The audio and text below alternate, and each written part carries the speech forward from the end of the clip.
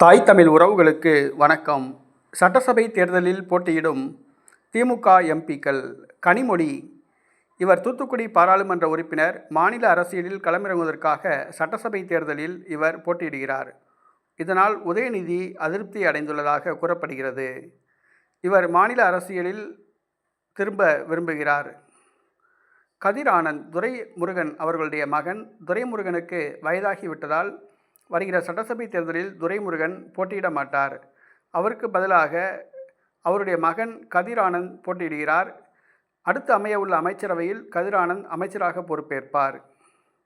அருண் நேரு அமைச்சர் KN நேரு அவர்களுடைய மகன்.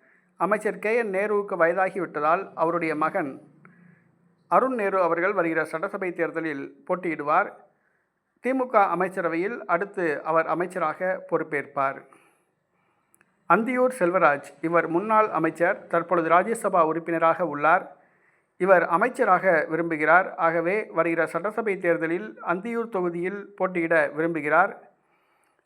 அடுத்து திமுக அமைச்சரவையில் அமைச்சராவார் என்று எதிர்பார்க்கப்படுகிறது.